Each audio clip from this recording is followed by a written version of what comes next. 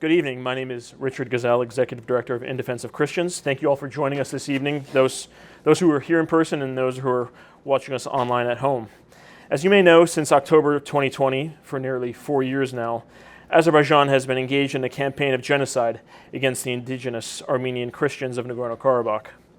In September of 2023, following 10 months of a blockade which starved the Christians of Nagorno-Karabakh, leaving them without food, medicine, and other essentials, Azerbaijan intensified its kinetic military operations through the bombing and forced expulsion of the 120,000 Armenian Christians from the land they've called home for thousands of years. This mass expulsion created a massive humanitarian crisis which is still ongoing today. This series of events are just the latest in a long and ongoing history of genocide and ethnic and religious cleansing of Christian communities in the Middle East. Just in the span of the 20th century, due to persecution and genocide, the population of Christians in the Middle East has plummeted from 20% of the Middle East total population to now less than 2%, and it continues to plummet. This is a catastrophic trend. The sad reality is that Christianity throughout the Middle East now finds itself on the brink of extinction, which sadly may come to fruition within our own lifetimes. And with it, 2,000-year-old Christian heritage would also disappear. This is not a political matter. In fact, it's more than just a humanitarian matter. It's a civilizational question before us all. What's most alarming is the fact that the perpetrator in this particular genocide, Azerbaijan, is a beneficiary of American military assistance, with total U.S. assistance to Azerbaijan exceeding $1.5 billion in the last 3 decades since the fall of the Soviet Union. No active perpetrator of genocide should ever be enabled by American money and weapons. Last month, the United States Commission on International Religious Freedom, known as USCIRF, released its 2024 International Religious Freedom Report.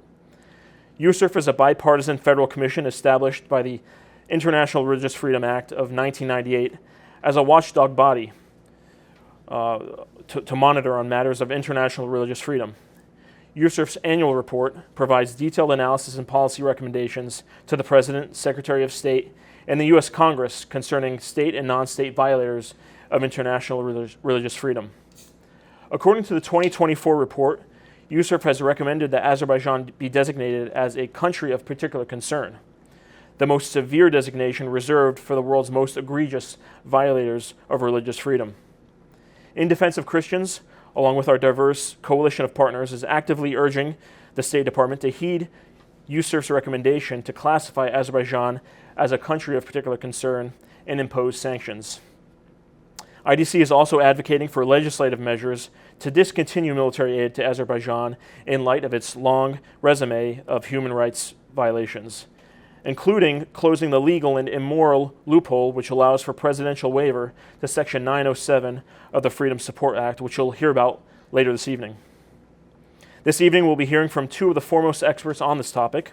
Dr. Michael Rubin is a senior fellow at the American Enterprise Institute, where he specialized in Iran, Turkey, and the broader Middle East. He's also a good friend of In Defense of Christians.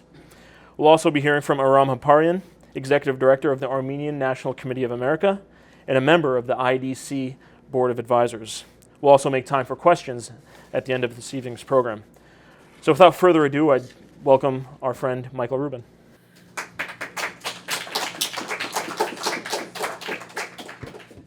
Thank you very much. I made my first trip to Armenia and to Artsakh in November 2020, shortly after the guns had grown silent. But many of you may not know is I went at the urging of the Baghdad Christian community, who in the course of months and months of conversations, because I go to Iraq quite frequently, said, the situation in Iraq isn't great for Christians, but if you really are concerned about the plight of Christians in the world, really the crisis point is in Armenia right now. And that was shocking, but what they said was absolutely true. Now, I want to approach this issue not simply in terms of the defense of Christians, although in this case that's very much at play, but also in terms of broader American policy.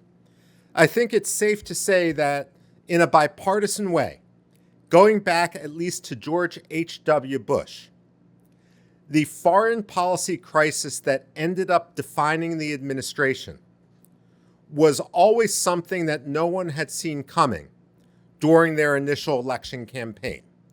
That's point one. And point two is when an administration finds its foreign policy legacy failing, there's always an attempt. And again, doesn't matter whether you're on the Democratic side or the Republican side, there's always an attempt to do a Hail Mary pass to try to very quickly come up with some magical peace agreement somewhere else that could redefine the legacy. So I worked in the George W. Bush administration, and for many of you, the George W. Bush administration may be associated with 9/11 and the Iraq War. It could be associated with 9/11 and the Afghanistan War, the Iraq War as well. But many people forget that towards the end of the Bush administration, Condoleezza Rice took the North Koreans off the state sponsor of terror list because she wanted to jumpstart a peace process with North Korea. Didn't go so well. Likewise, you had the Annapolis Conference, which was a really slapdash effort to somehow create Arab-Israeli peace out of the ether, as if some magical formula existed which hadn't been discovered over previous decades, and discounting all the ideology involved and so forth. I'm afraid that what's going on right now with the Biden administration is actually quite similar when it comes to what's happening in Armenia. The key thing, broadly speaking, to understand Armenia and Azerbaijan and Nagorno-Karabakh is that Armenia is a democracy. It has been unequivocally a democracy, and increasingly a pro-Western one, since 2018. Azerbaijan, according to Freedom House, is not just a dictatorship. It's one of the worst dictatorships in the world. It rivals Eritrea, North Korea, and South Sudan. It's not quite there yet, but its trajectory is getting there pretty darn close. Now, what's truly shocking is when it comes to Nagorno-Karabakh and Artsakh and the indigenous Armenian community there, according to Freedom House, it was also democratic. The Armenians who had existed in Nagorno-Karabakh for thousands of years had managed to put together, at the fall of the Soviet Union, a functioning parliamentary democracy. Now, it's one thing in this notion of Kissingerian diplomacy we have where immorality is somehow considered sophisticated, to throw a country under the bus. The United States has been known to do that before. But seldom have we ever tried so gratuitously to throw a democracy under the bus. Now, legally, people can say, hey, look, Nagorno-Karabakh was technically part of Azerbaijan.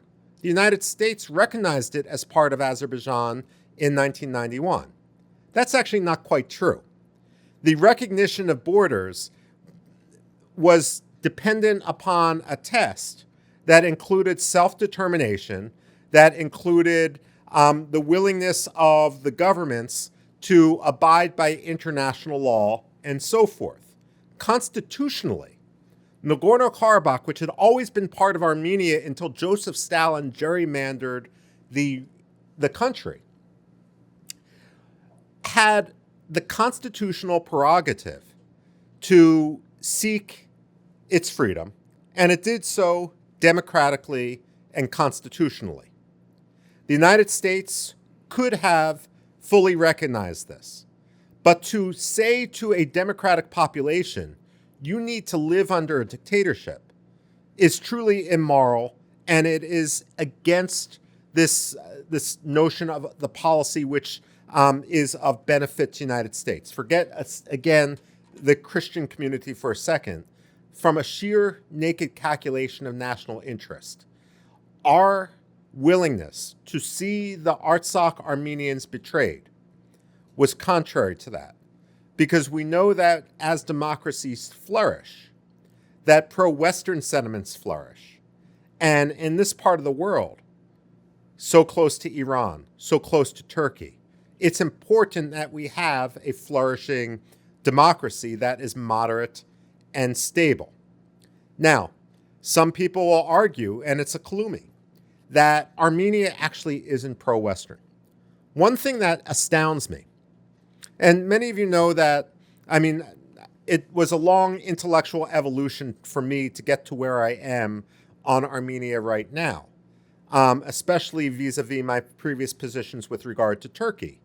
But even though ultimately I switched my positions with regard to Turkey based on what my read of the facts on the ground, the fact of the matter is, in Washington, it's safe to say that we did not fully recognize the reality of Recep Tayyip Erdogan for well over a decade after he actually changed Turkey. We were calibrating our policy to the wishful thinking of the international community rather than to the reality on the ground. And this statistic comes from the Turkish Interior Ministry. And it was cited by Voice of America that since Recep Tayyip Erdogan came to power, the murder rate of women inside Turkey has increased 1,400%. And that's a reflection of the impunity which is felt in terms of the honor crimes and so forth. And the fact of the matter is, once we started recognizing Turkey for what it was, in many ways it was too late to salvage key aspects of U.S. interests. The reason I bring this up is because the same thing is in play today with regard to Azerbaijan. We can suggest that Azerbaijan is a pro-Western secular source of stability in the region. But the fact of the matter is, and Armenia is pro-Russian, pro-Iranian, where somehow Azerbaijan is not. The fact of the matter is, Armenia's trade with Iran is equivalent to America's trade with Aruba. It's a pittance. Now, it's a pittance that is also forced upon Armenia by the illegal blockade that Turkey has upon them. Under the Treaty of Kars, Turkey has absolutely no legal right to shut the border with Armenia. That border is demarcated. Now, with regard to Azerbaijan, today they are the chief source of laundered Iranian and Russian gas going through Azerbaijani pipelines to Turkey and then onward to Europe. While Armenia has been distancing itself, Azerbaijan has been following the Turkish model of trying to play both sides off each other. And while it's doing this, religious liberty has also been shrinking, which also gives an indication beyond the facade, the same facade that Erdogan once had, of the religious ideology that's at play. Now, my first experience with Armenians was when I lived in the Islamic Republic of Iran. I lived in Isfahan, in the Jolfa neighborhood, which many of you know is largely Armenian. They used to call me, not the people in Jolfa, but others used to call me Pesari Shaitani Bozorg, which is Persian for son of the great Satan. At any rate, in that Armenia district, and you had a wonderful pro-Western sentiment and a much more tolerant sentiment than perhaps the Islamic Republic wanted. And at the time, people used to say, and I would go to church, I would go to synagogue. People used to say, the same number, Iran has the most Jews in the Middle East after Israel.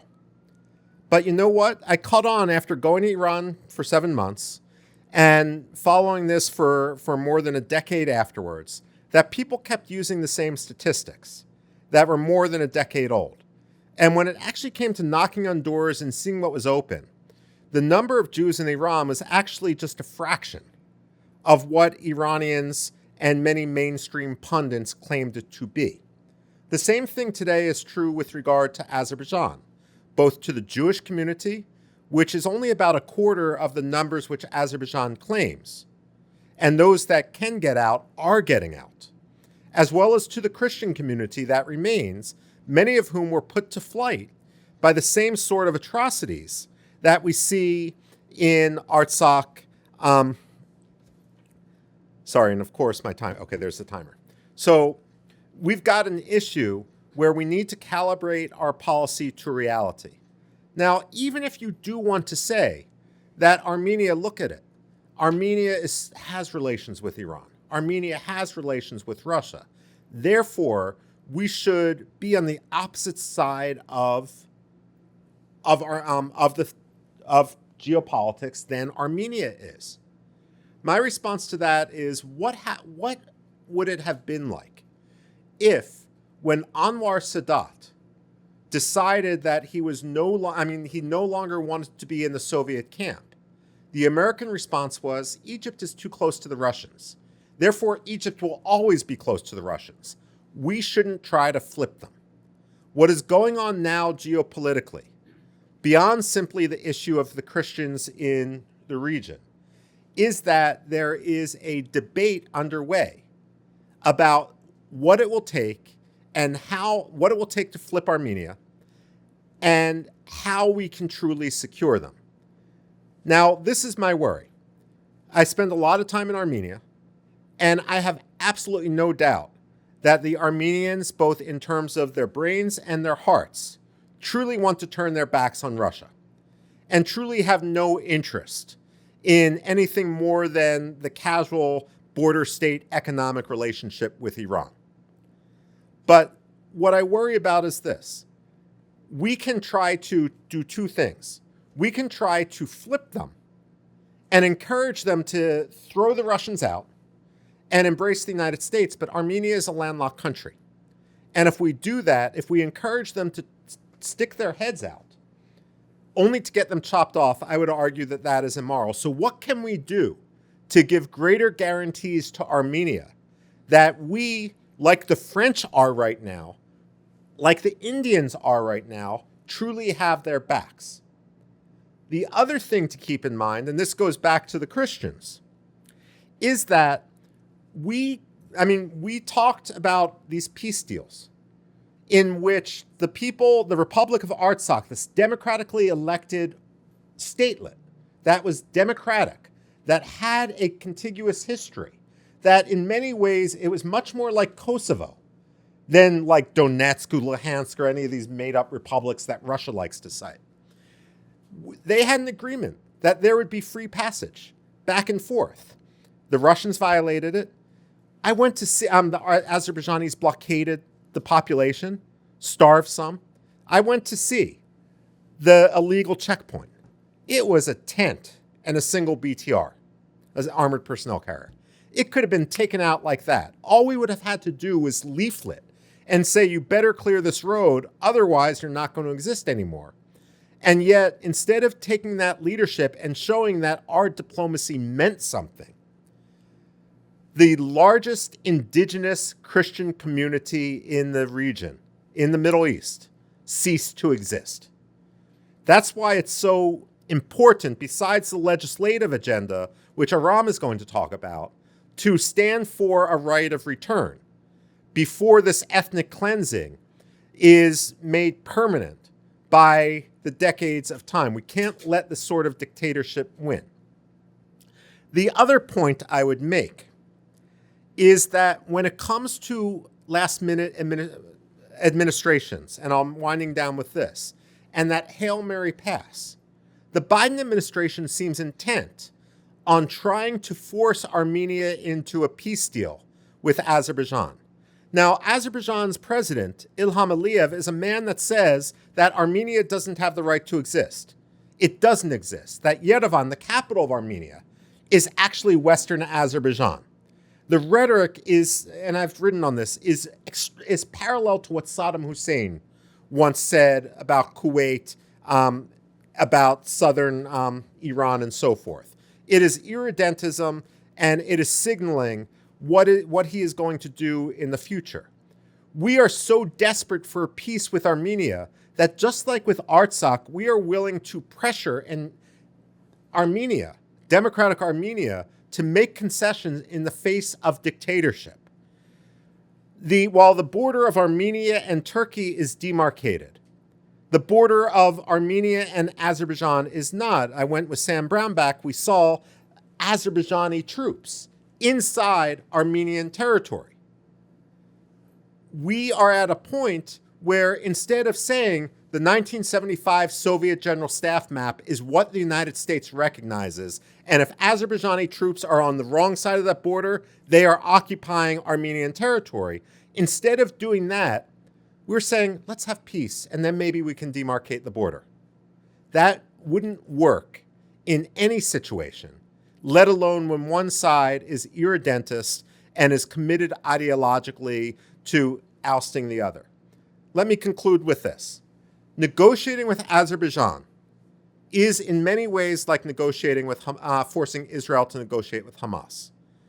Now, Ilham Aliyev might be much more secular in his appearance, and he might be Shia instead of Sunni. But the reason I say this is because what motivates Ilham Aliyev isn't grievance. It's not some minor land dispute. Fundamentally, it's ideology. Just like Hamas's covenant refuses to recognize any existence of the state of Israel, Ilham Aliyev refuses to recognize any legitimacy to Armenian statehood or even the existence of the Armenian people. For the sake of a short-term legacy boost, we should not be making the same mistake 3 times. So with that, let me turn the floor back over.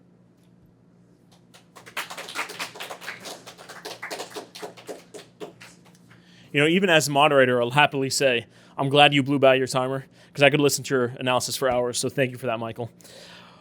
As you know, In Defense of Christians focuses on a number of areas and topics throughout the Middle East and even into Northern Africa, one of which, of course, is Armenia and Armenian issues. There's no group we look to with more faith and trust than our friends at the Armenian National Committee of America when it comes to Armenian policy and where we can support in Armenian-centered advocacy. So with that, I'd like to welcome my friend, Aram Hamparian.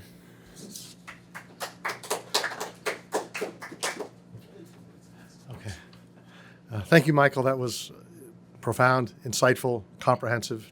I think just what we needed. Rich, I've always said I don't know where ANC starts and IDC ends. We're brothers, and we've been through many battles over this past decade, and deeply grateful for the solidarity we've always had from our IDC friends. So I'd like to share a few things. I think if Dr. Rubin shared, let's say, an analysis of the situation and perhaps a diagnosis of some of the ills in that part of the world, I can touch upon some of what we might consider the remedies or proposed remedies.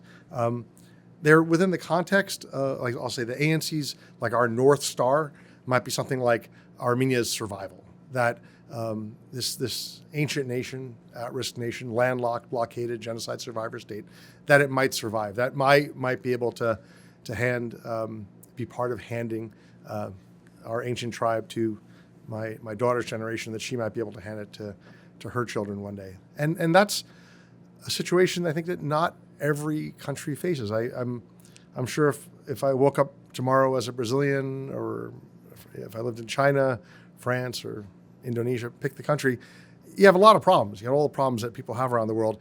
Probably one of them is not worrying if your nation will be around by the end of the week. That's actually where we are as Armenians.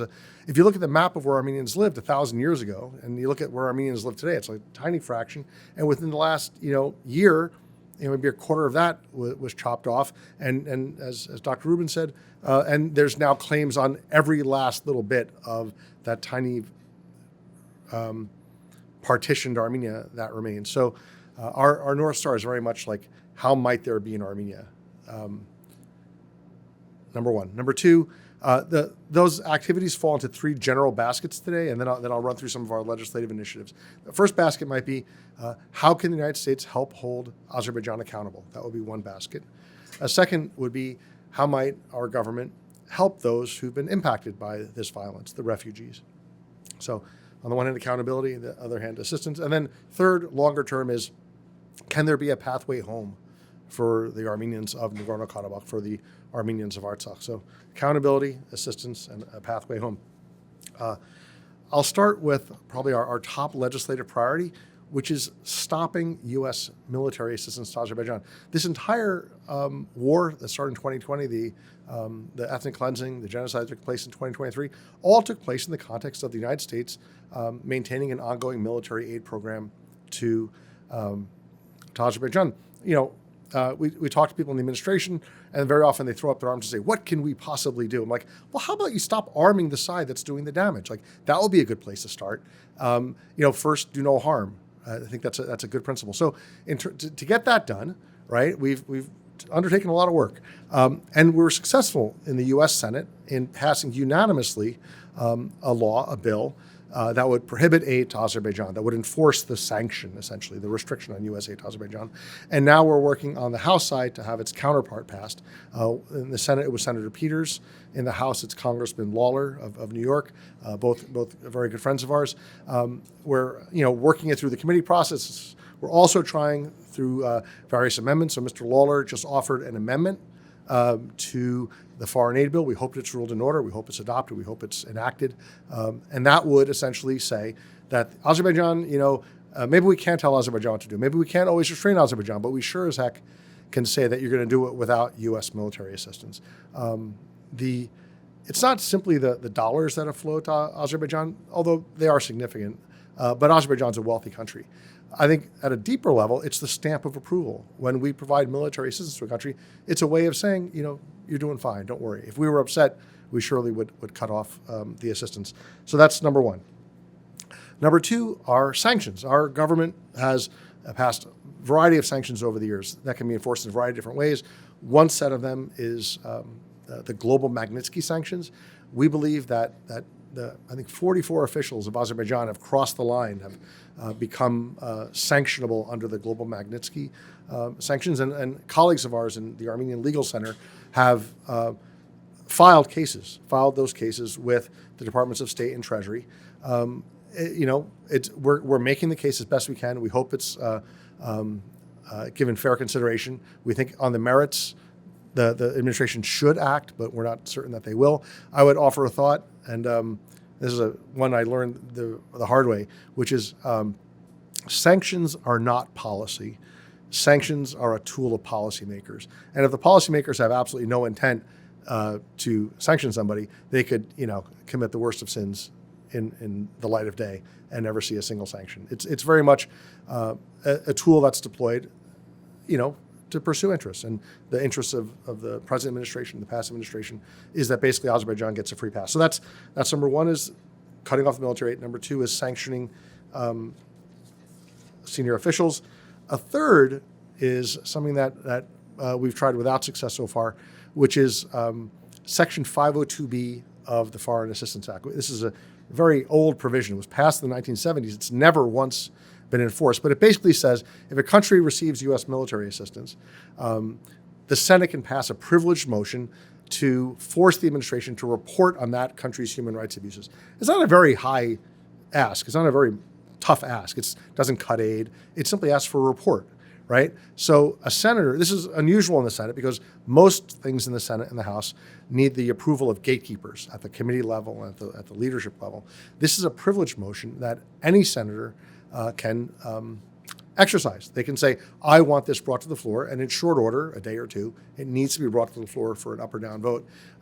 We're pushing very hard to make that happen. We want to do it in a bipartisan way in the Senate. Of course, that's super important. So that's where we are on that effort as well. The House effort, we have a House effort, but it's not privileged, so that it depends on the Speaker and the Foreign Affairs Chair, and we're not there yet. We're also looking at the foreign aid bill, and there's an amendment that's been offered to provide $100 million in support for the refugees. We obviously support that. There's another amendment that says that the U.S. assistance that flows into Azerbaijan should not be used to develop Artsakh. It should not be used essentially to wipe out the Armenian presence and essentially foreclose the possibility of Armenians returning. That Azerbaijan may in fact choose to do that, but they should do it without our tax dollars. And a couple other fronts that we're fighting on. One is USURF. We definitely want the State Department to follow the U.S. Commission on International Religious Freedom's recommendation that Azerbaijan be essentially blacklisted for its violations of religious freedom.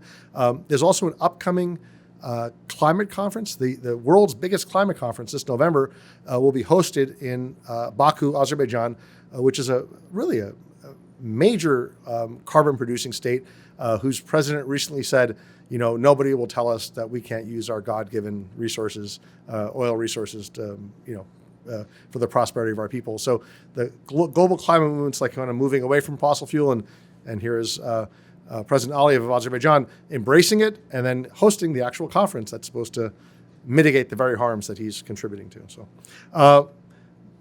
also right of return, a priority for us. It is U.S. policy, it's international policy that people forced violently from their homes do have a right to return.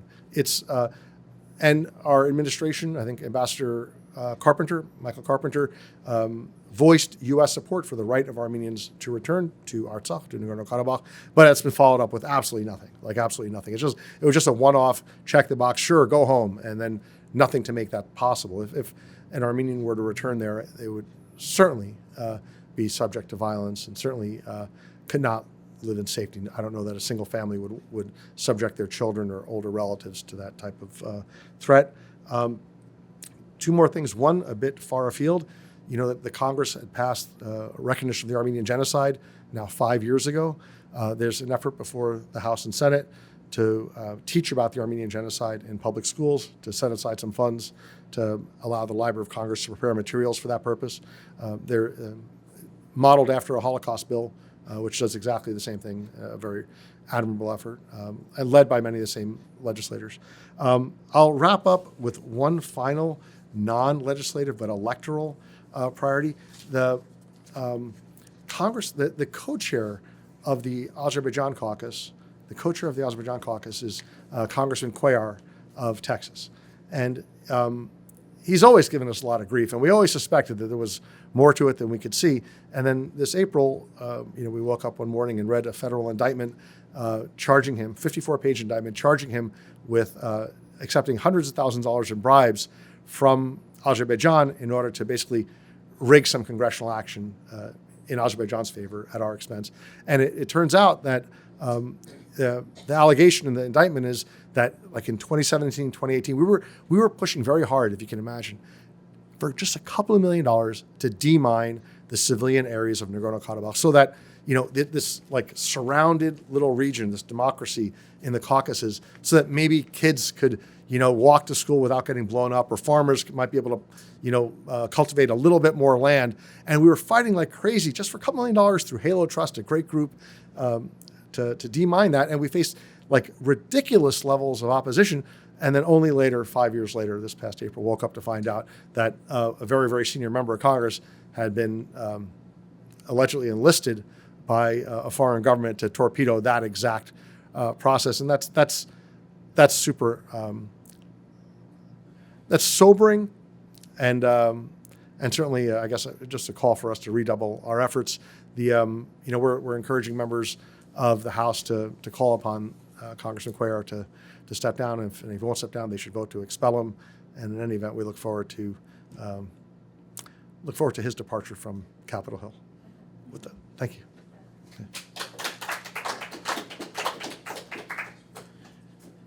Thank you, Ram, for that. And as you know, we stand shoulder to shoulder with you on all of these legislative priorities.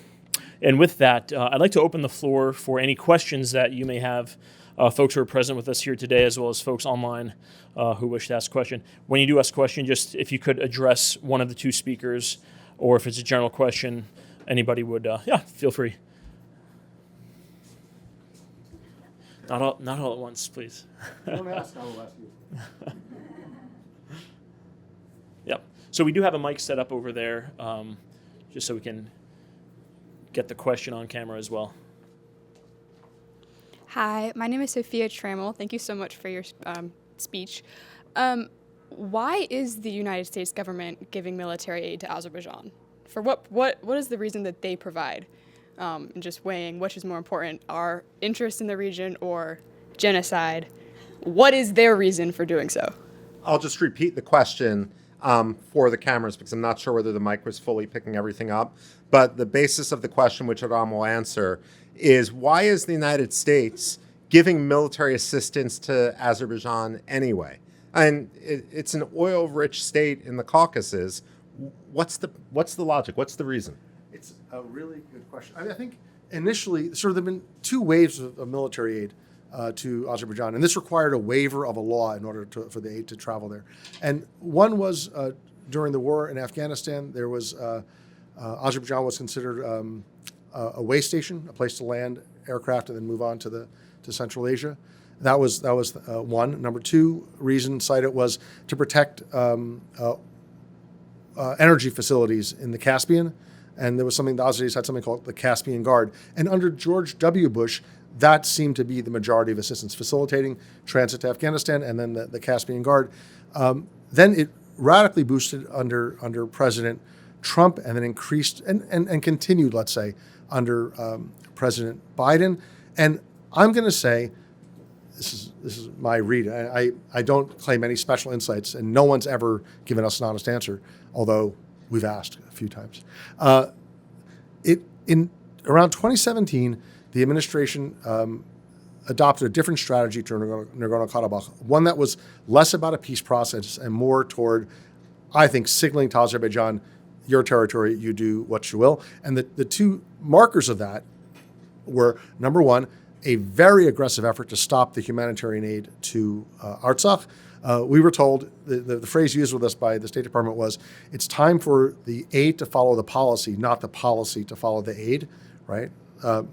Because the aid, they viewed our efforts to get congressional approval for aid to Artsakh to be a policy-creating aid package. And they're like, no, we're going to take that back, number one. And number two was the boost in military aid and a withdrawal in many ways from the peace process itself. So I think in this latter stage, it was, and again, I may be overly cynical on this, but I think it was like part of a signaling to Azerbaijan, like a green light, do what you will. Okay.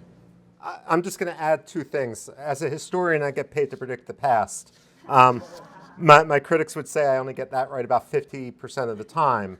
But I just want to go back a little bit further in time to give some background to understand why the changes which Aram had said under George W. Bush, why there was even a need for a change.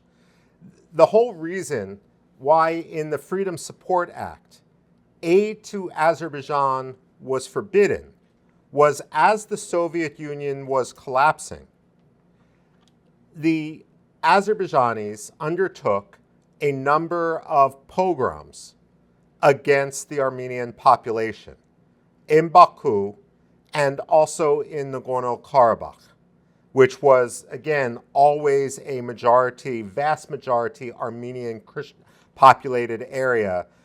Stalin had gerrymandered it.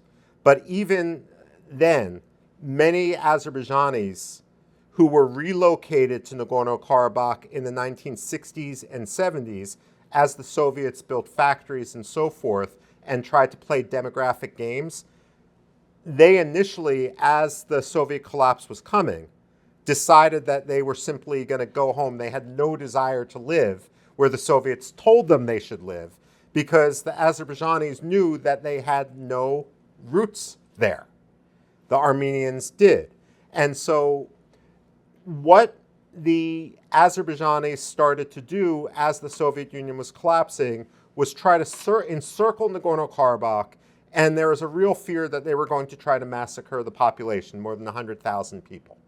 And that is why initially the ban came on military aid to Azerbaijan, which then, under the Bush administration, for the reasons that Aram said as an analyst rather than as an advocate, occurred. The other point to keep in mind with regard to this is there's something called the Minsk process, which was the idea through the Organization for Security and Cooperation in Europe that the Azerbaijan-Armenian Nagorno-Karabakh solution should be rectified diplomatically with some sense of self-determination, and negotiations went on for decades. It was as these negotiations were coming to a conclusion, there was behind-the-scenes discussions as to what countries the peacekeepers should be drawn from. There was talk about land for security, that sort of issue. similar to what has happened in the Israeli-Arab conflict. What happened against that backdrop was the Second Nagorno-Karabakh War in September to November 2020. History matters. It was done on the 100th anniversary of the Ottoman invasion of independent Armenia. That symbolism Americans didn't get, but people in the region got. The best analogy to what happened in 2020 would be the Turkish invasion of Cyprus in 1974, and we're coming up just in a couple weeks to the 50th anniversary of that.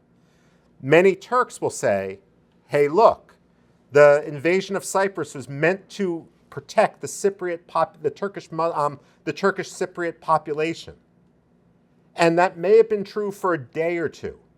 But then the Greek military government collapsed. Greeks embraced a democracy. The Turks had occupied 3% of Cyprus. It was when the British, the Turks, the Cypriots, the Greeks, the Americans were negotiating in Geneva in July 1974 that Turkey invaded again. The guns had already fallen silent. There was no threat to the Muslim population there, and Turkey ethnically cleansed 1/3 of Cyprus. And it remains that way, ethnically cleansed today. Now, circling back, Haydar Aliyev, who's the father of the current leader, used to be the head of the KGB in Azerbaijan and a Soviet Politburo member in Moscow, famously said with regard to Turkey, we are one people, two states. And so when you look at the Turkish rhetoric, when you look at the Azerbaijani rhetoric, there's very little difference, if I may, between what the Azerbaijanis and the Turks have been doing to the Armenians 100 years, more than 100 years after the genocide, and what they've been doing in northern Syria and what they've been doing in Cyprus as well. The problem we have in the US government is we have these arbitrary bureaucratic divisions between Africa, between Europe, between the Caucasus and so forth, and we sometimes don't recognize as we're pigeonholed into these desks that the same pattern is happening in multiple locations at once. It's important to recognize that pattern. Thank you.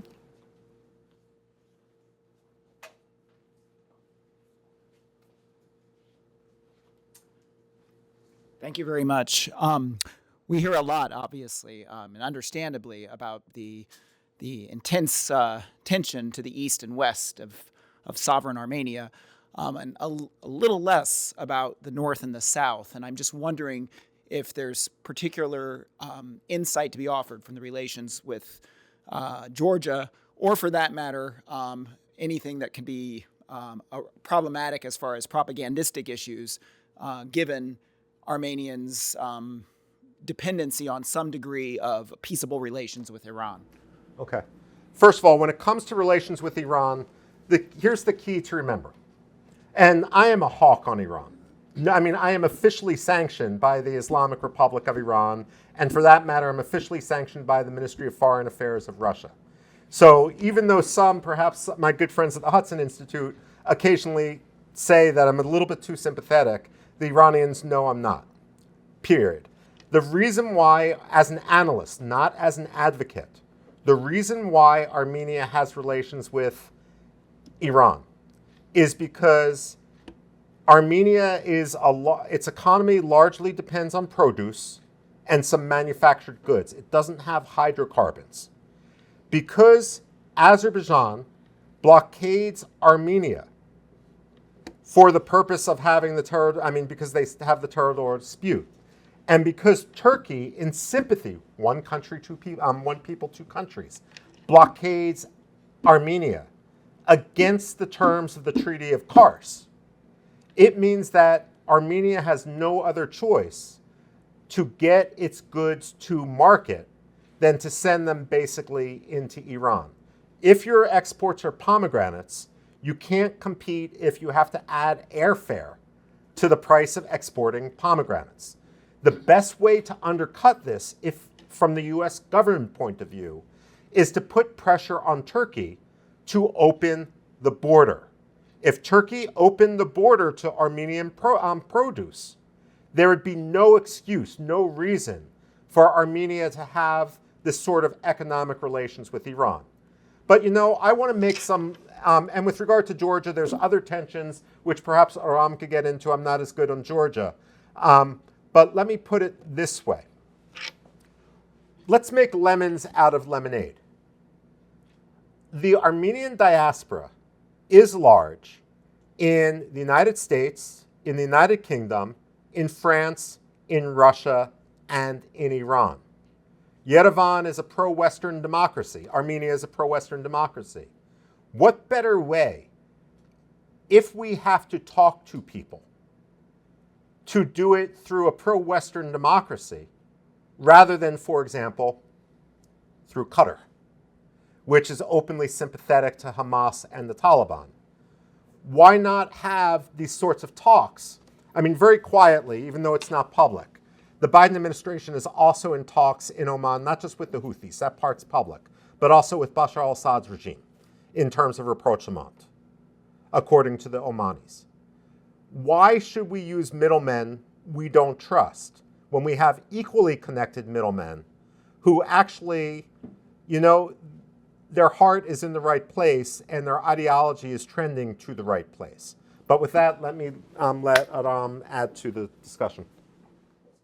I don't have much to add. I just, as a general principle, that the way folks think about Armenia in the city is, is in a geopolitical context primarily, and a moral context at some level. But it's something like, here are the sort of the major thrusts of American policy, and how might relations with this small country advance this or that, or mitigate that harm, or something like that. And that's one way to think about it. It's just not how I happen to think about it, which is something like, these guys are in a tough spot. I'm sure you like them to check every box, right? And to kind of like fit into your template of how the world should be. But these guys are just trying to survive. And that's a very, very different way of thinking about things. A thought occurred to me that you mentioned land for peace. And if there's and I'm not a historian, but if there's are examples of where land for peace has worked, I don't know them. And I will say, if land for peace did work, and again, look at the land upon which Armenians lived 2,000 years ago, and look at where they are today. If land for peace worked, Armenia would be the most peaceful nation on the planet.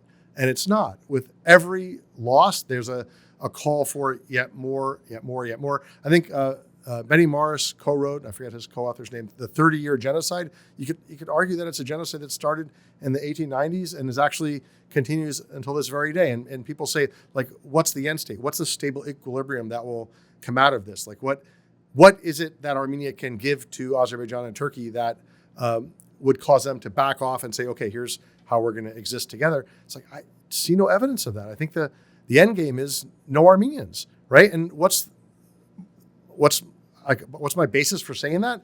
Which is, there's no Armenians almost everywhere there used to be Armenians, right? It's like the history has been something like 90% of Armenian space is now without Armenians. There's 10% with Armenian space, and then it was 12, 6 months ago. Now it's 10, and we fear that it'll be down to 8, and then 6, then 2, and then we're gonna be in a museum somewhere in Yerevan, the Azerbaijani capital of Western Azerbaijan.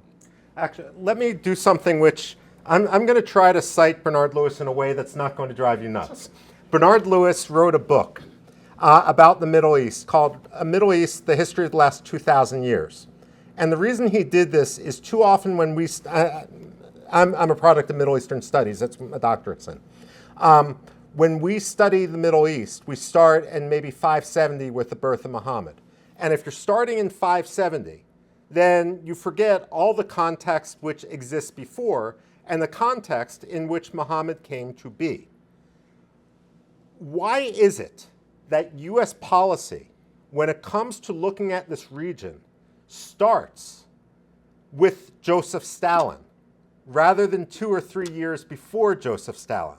Why is it we're not going back to the original Republic of Armenia?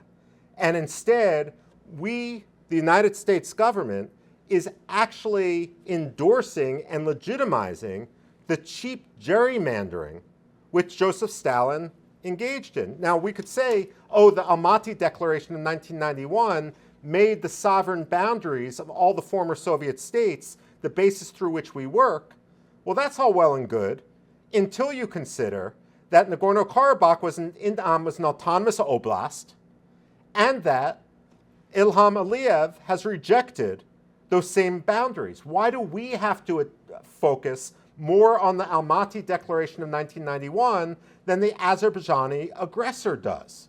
And so in this case, I mean, look, it's a shame that the American sense of history happens in 4-year integrals. And ancient history is anything that became before the current president, whoever the current president happens to be at any given time.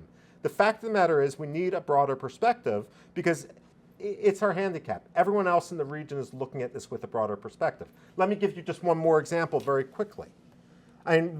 Let's use another example. Let's talk about Israel. Should we look at the population of the Jews and what's legitimate or what's not only in terms of 1948, or should we recognize that there were pogroms that existed in Hebron, for example, in the 1930s? Should we look at the expulsion of the Jews from the old city in 1948, 1949, as somehow this means that, as the UN has said, or as Amnesty International has said, that the Jewish quarter of the old city is somehow occupied territory? And the fact of the matter is, the Jewish quarter is Jewish through history, and I may add, the Armenian quarter has been Armenian through history, and no one should change that because of some artificial, convoluted sense of where we want to start history in an illegitimate way.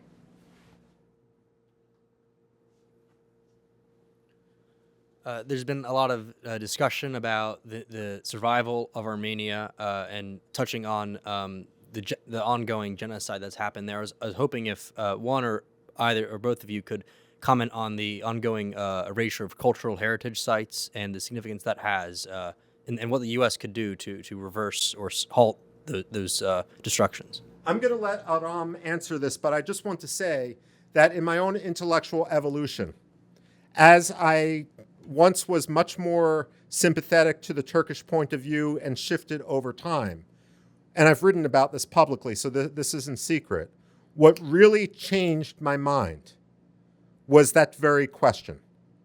The cynical attempts to erase history, specifically the cemetery at Jolfa, where thousands of gravestones that dated back more than a millennia were decimated, dug up, and destroyed. We have this via satellite. We have videotape of this, and the Azerbaijanis put out statements saying, nothing happened, this never existed. Countries which are secure in their own arguments don't need to fabricate history. But with regard to what's going on currently in occupied portions of Nagorno-Karabakh, as well as occupied portions of Armenia itself, let me turn the floor over. Sure. Dr. Rubin he touched on the cemetery in Julfa, which is in the Azerbaijani exclave of Nakhichevan, just across the Arax River.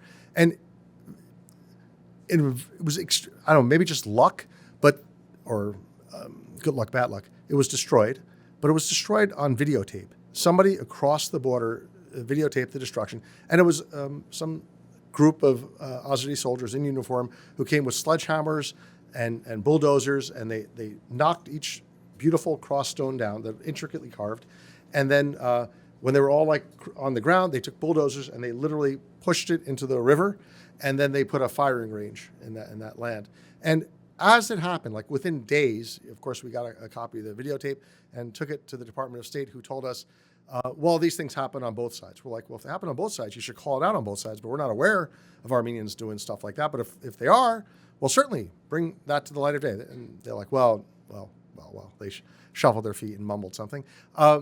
They said also that, we're just moments away from a wonderful peace agreement. If introducing this into the mix would torpedo the peace process. And it really just comes down to tossing the Armenians under the bus, which has become like a bit of a sport in this country for decades. U.S. policymakers are quick to toss just the Armenians to Turkey, the Armenians to Azerbaijan. It's a apparently we're a very cheap commodity, and there's no. So that being said, Azerbaijan is. If Turkey's argument on the genocide is something like the Armenians represented a threat, we had to relocate them. It's like if they represented a threat and you had to relocate them, why have you spent the last century knocking down every Armenian church that you can? And Azerbaijan took Artsakh, took Nagorno-Karabakh, and literally you can look at the satellite images and just see like there was a church here, and now it's just rubble. In instance after instance after instance. One of the last places I visited was Dadivank, which was established by a student of the Apostle Thaddeus. And that priests stayed there for months and months after the war, but ultimately were forced out. But the fate of that church will either be destruction or conversion into a mosque.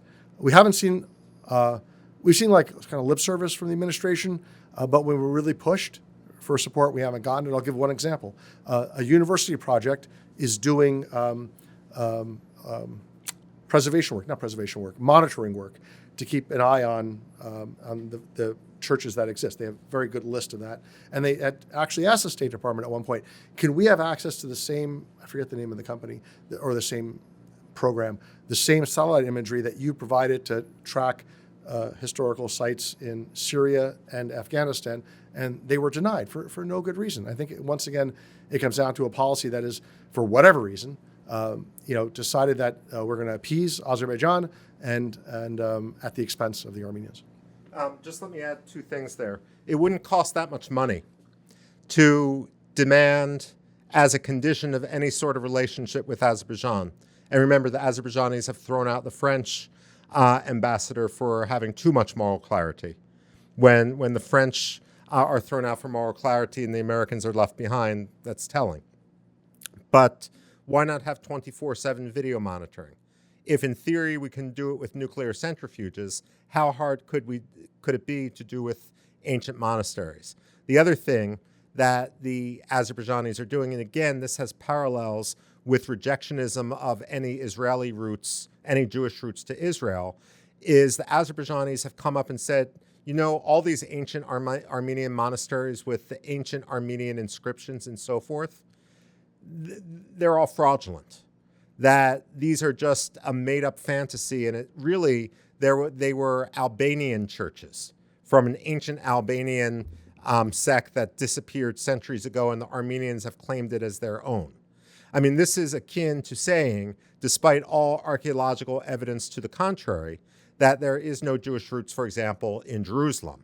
And then to go further, as the Palestinians have done, and as the Azerbaijanis have done in a different context, whenever archaeological evidence does emerge, to try to sandblast it or destroy it. We need to recognize that this is a pattern, and I've written in other contexts. Religious freedom, look, I care deeply about the fate of the Christians in Nagorno-Karabakh and elsewhere in the Caucasus. But more broadly speaking, we can engage in wishful thinking with regard to our diplomatic processes against any numbers of states. I would argue across the board, in North Korea, in Iran, in Ukraine, where certain denominations' churches are being destroyed, in Nagorno-Karabakh, that truly the metric, the canary in the coal mine about whether a regime has become responsible, has become reformed, is to gauge that reform through the prism of religious freedom. I can think of no state where there was true reform and religious freedom continued to be violated. That's why it's so essential to hold Azerbaijan to the religious freedom fire if we want, genuinely speaking, there to be peace in the region. I remember some years ago, the Hagia Sophia, this beautiful Orthodox cathedral in Constantinople, which was, basically taken from a church and I think it was turned to a mosque initially, then into a museum, and then a few years ago was reconverted into a mosque. And we joined with many others, including IDC and our Greek friends and a lot of others, to ask the U.S. ambassador to really raise his voice and protest that. And I recall, he did leave the embassy, marched over to Hagia Sophia, now a mosque, not to protest it, but to participate in the first service, basically to say, that's perfectly fine with us, in the person of our ambassador. That's the message we're sending. And if you're, and again, it's somewhere in the State Department, Defense Department, or intelligence, somebody thinks that they're clever, they're moving the chess pieces, and they're manipulating and managing Recep Erdogan as if you can manage Recep Erdogan. But again, if you're now a Christian, let's say a Greek Orthodox Christian, living in Istanbul or Constantinople, you would see it very differently. You would say that we've been here for a long time. This was once a great Greek city. This is still a beautiful Greek Orthodox cathedral, and we are abandoned by the world. Those very folks who should be the first to stand up for us, who have the luxury to stand up for us. Maybe if you're Greek or Armenian or another minority within Turkey, you don't have the luxury to stand up and fight, but there are people here in America who have every ability to stand up and fight, and yet we're silent, we're bullied or bribed somehow or into silence, and it's a sad testament. And I think we can do better, and I think through your scholarship and your writings and the work of IDC, hopefully we contribute a little bit to this effort. We can kind of turn things around.